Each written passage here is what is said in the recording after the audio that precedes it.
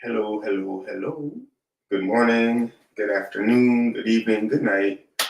Wherever you are in the world, thank you for joining me for a little bit. Thank you for lending me your attention. My name is Reverend Phoenix Coffin Williams. I am the first priest of the Correllian tradition.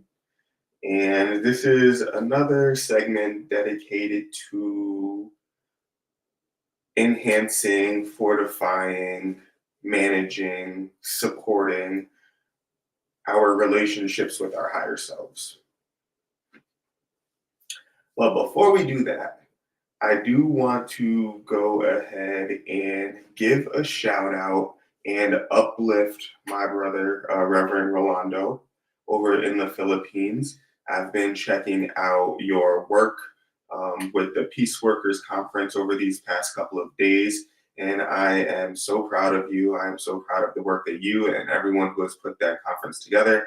I'm proud of all of the work that you have done to put that off and make that available to our community. I am glad to see that you are bringing communities together to pray for peace and address the ongoing evolution of our human species.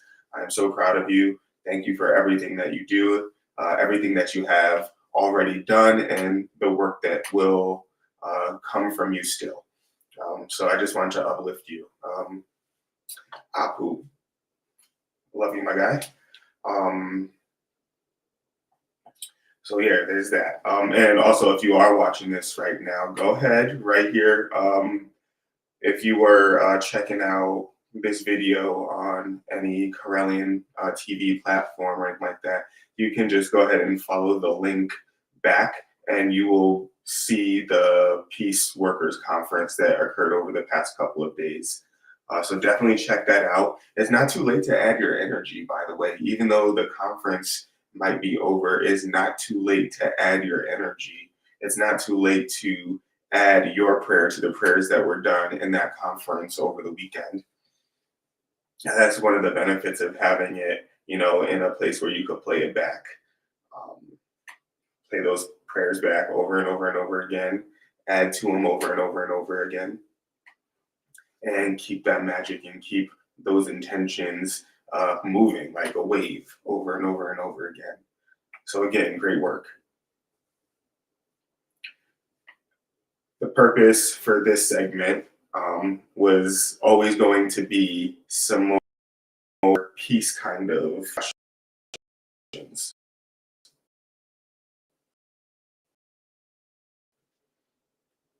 And so I think that it's particular topic scheduled for the day after the Peace Workers Conference concluded. Because peace work is never done. But higher self, why fortify the relationship? One, fortifying the relationship with their higher self, of the best ways to notice an improvement in your ability to focus your magic and to recognize the messages that the universe is sending back to you, or the messages that God is sending back to you, or the messages that your spirit guides are sending back to you, wherever you believe. Fortifying your relationship with your higher self is the best way to keep yourself protected when you are out and about in these spiritual streets, as you are out in the astral plane doing your astral projections, when you're out doing your lucid dreaming, when you're out doing your remote viewing, and you are finding out all the stuff that you want to find out, learning about how vast the mind is and how vast the universe is. You want to stay protected. You do various kinds of work in cemeteries or in other kinds of sacred spaces that have dynamic vibrations. Your relationship with your higher self will help you rebalance and help you walk in between all of these spaces without having any harm come to you, without having your energy impacted, without allowing any opportunistic spiritual entities to latch onto your aura and start to eat you. Your relationship with your higher self protects you from all of that. And so it is important to fortify your relationship. And I've been saying specifically these things every single time I broadcast about the higher self. I talk about the way that it can impact your self esteem and your confidence. Everything that you have to do in the outside world, you can practice first at your higher self altar and become real good at it. Anything that you have to say, any conversation that you have to have, your higher self can act like that sounding board. If you know anyone who has done some intensive coding or like cloud architecture or anything like that, like a lot of times they'll have a rubber duck that they talk out loud to their problems to, and they get resolutions and solutions that way. Your higher self is actually the thing. That's what they're actually talking to. They just have the rubber duck as a focus point. And maybe they don't believe in higher self, so like they might not like that particular analogy, but really, that's how you can work with your relationship with your higher self to help you, move through life in a manner that is, less stressful, less struggle as possible. Not saying that your relationship with your higher self can alleviate all stress and all struggle, because it cannot. We still have our karma to deal with. We still have existing in this physical world to deal with.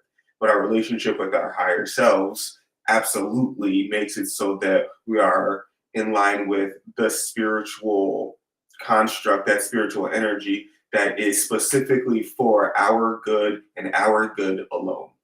It is more invested in us. Our higher selves are more invested in us than our ancestors, than our patrons, than our spirit guide, any of these other, entities that you might want to reach out to, or that, they talk about reaching out to in grimoires and textbooks and so on and so forth. Your higher self, you have it because you were born. Everyone has one. And that is the spiritual entity that is for your own good and your own good alone. I've been saying that doing these activities at the same time every day is also important. And indeed, I still echo that.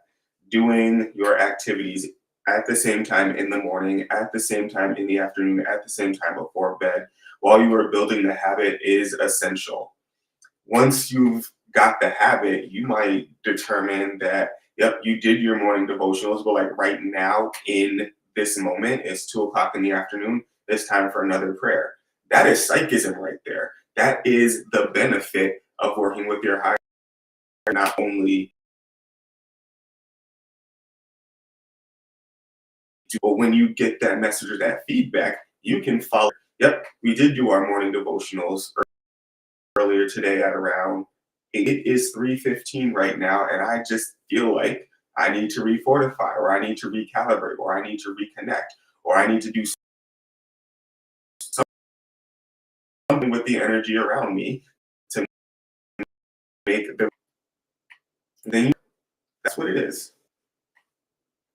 Not only do I advocate for doing your activities at the same time of day, I do also advocate using the same prayers or the same prayer sets. Something that you can memorize, something that you don't have to flip through, a book to find, something that maybe even you wrote yourself. You know that there are prayers that are traditional to us, and you can find those in your first, second, third degree books.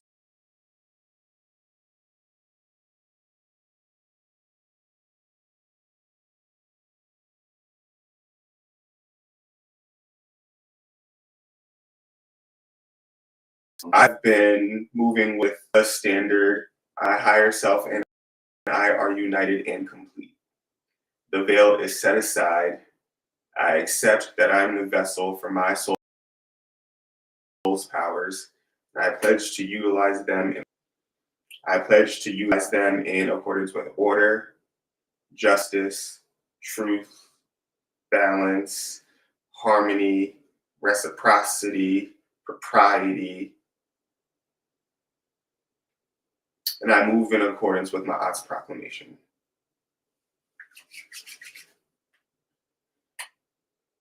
That's it. Very simple.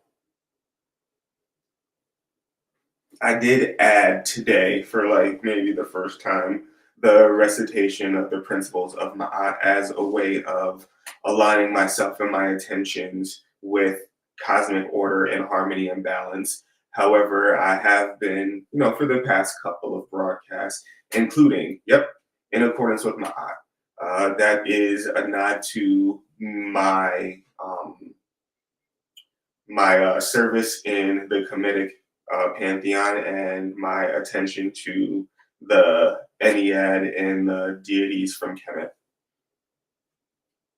Hey, good morning, Hannah from Sweden. How are you? Hey, good morning, Anita Freely. Thank y'all for checking in. Um, Hopefully, the pair of you are connecting with your higher selves as frequently as possible. Because the relationship with their higher self is one that can provide solutions to a lot of the problems that seem like they are bigger than humanity to solve. Included in your higher self devotion, I just did do the recitation of the seven principles of Ma'at. Um, she is a divine cosmic being in the Kemetic pantheon and the Egyptian pantheon, um, daughter of Ra, and absolutely so profound was this goddess that um, people in the temples they made offerings of ma'at to other gods. So I consider her to be like a god's god. Um, she's definitely up there. I would say like she's the embodiment of all three faiths in one divinity, or all three norns in one divinity. Everything happens in accordance with her divinity. If it's not, if it's not in accordance with Ma'at, it's not right, basically. And so, a pledge to utilize the extensive and dynamic power that is my soul in accordance with that is a personal pledge. You can have your own oath, your own pledge, whatever you want to, but just remember that when you are consciously embodying your soul's power, you are really, really responsible for karma at that point. You are responsible for your karma at that point. So the stuff that you do with your soul's power on purpose is either going to add links to this karma chain or break some your soul's power on purpose. Make sure you're aware of what you came here to do. And I'll leave y'all with that. Hopefully you come back next time. Many blessings on your day. Let's be.